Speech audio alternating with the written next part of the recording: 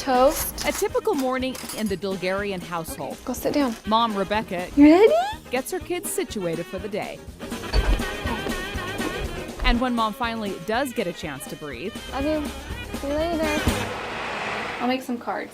she turns to her favorite hobby, arts and crafts. And just like so many other moms, when Rebecca wants to brag about her kids or just needs a little release, Kind of just vent.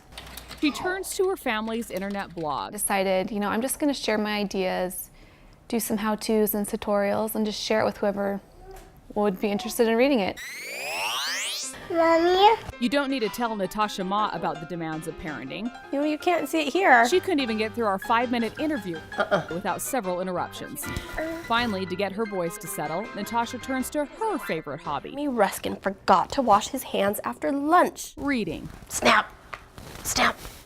It took a bite. And there's no shortage of books in this house. Mom loves to read. These are the books that I've read. And then one day she decides, hey, I'm going to blog about it. To start promoting good books and good authors and literacy. And so it just started out reviewing my own, anything that I would read personally. It's a drive. I just like what I'm doing. And lawyer Preston Kerner started a blog to simply discuss his professional passions, the environment and construction law. To kind of share ideas and stuff that I was learning, and it just, I guess you could say it exploded from there.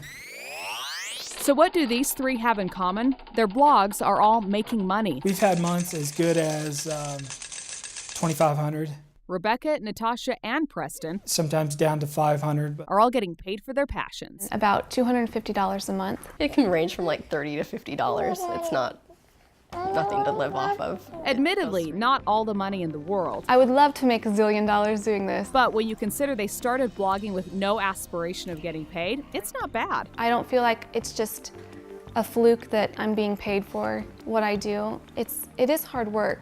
Plus, it's hard to put a price tag on some of the adventures they now get to enjoy. The opportunities also just to meet other like-minded people is really great. Natasha almost never pays for books, and she's met a few of her author heroes. So I was able to go to New York to Book Expo America, and I sat on a book blogging panel. the blog has created a lot of opportunities. I've been able to speak on panels, write legal articles on green building. So what advice would they have if you want to get paid for blogging about your passion? My biggest advice is to be real towards your blog. Make it an extension of who you are.